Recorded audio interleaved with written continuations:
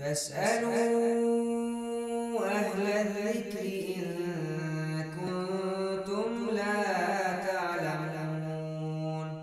السلام علیکم ورحمۃ اللہ وبرکاتہ۔ سوال کیا گیا کہ کیا قربانی کرنا واجب ہے؟ اگر واجب ہے تو کس شخص کے اوپر واجب ہے؟ اس کا نصاب کیا ہوتا ہے؟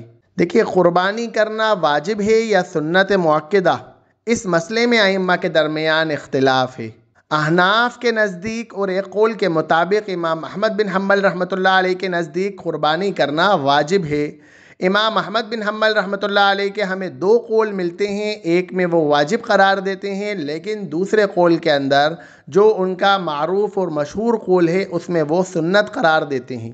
احناف کے علاوہ تمام ائمہ کا اتفاق ہے، امام شافعی، امام مالک اور دوسرا قول امام احمد بن حنبل رحمۃ اللہ علیہ کا، اور تمام سلفی ائمہ اس بات پر متفق ہیں کہ قربانی کرنا سنت مؤکدہ ہے، قربانی کرنا واجب نہیں ہے۔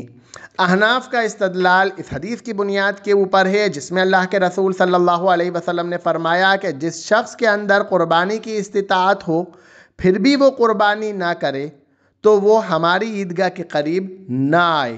اس حدیث کی بنیاد کے اوپر احناف کے ائمہ کا کہنا ہے ہر اس شخص کے اوپر قربانی کرنا واجب ہے جو صاحب استطاعت ہو، اور صاحب استطاعت ہونا یعنی وہ کہتے ہیں کہ نصاب کا پورا ہونا، اس کے پاس زکوٰۃ کا نصاب اگر پورا ہو رہا ہے، اور زکوٰۃ کا نصاب جو ہے کہ 7.5 تولہ سونا یا 52.5 تولہ چاندی یا اس کے مقدار کی رقم موجود ہو، تو اس حالت کے اندر اس شخص کے اوپر قربانی واجب ہوگی۔ اس حدیث کی بنیاد کے اوپر قربانی کے وجوب کے قائل ہیں۔ جو ائمہ قربانی کے سنت مؤکدہ ہونے کے قائل ہیں اور وجوب کے قائل نہیں ہیں، وہ اس بات سے اختلاف کرتے ہیں اور وہ کہتے ہیں کہ قربانی کرنا واجب اس لیے نہیں ہے کیونکہ اللہ کے رسول صلی اللہ علیہ وسلم نے اپنی قربانی ہر سال دی، جبکہ اللہ کے رسول صلی اللہ علیہ وسلم کے پاس تو مال تھا ہی نہیں، لیکن اللہ کے رسول صلی اللہ علیہ وسلم نے پھر بھی قربانی کری۔ ایک دلیل وہ یہ دیتے ہیں۔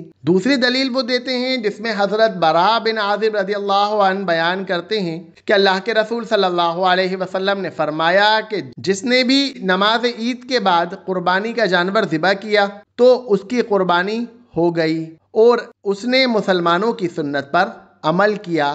تو وہ کہتے ہیں کہ یہاں پر اللہ کے رسول صلی اللہ علیہ وسلم نے قربانی کا جانور ذبح کرنے کو سنت قرار دیا ہے، اسی لیے وہ کہتے ہیں کہ یہ عمل سنت ہے۔ اس کے علاوہ ایک اور دلیل پیش کرتے ہیں کہ ابن حجر عسقلانی رحمۃ اللہ علیہ کہتے ہیں کہ صحیح سند سے ثابت ہے کہ حضرت عمر رضی اللہ عنہ اور حضرت ابوبکر رضی اللہ عنہ کبھی کبھی قربانی نہیں کیا کرتے تھے کہ کہیں لوگ اسے فرض تصور نہ کر لیں۔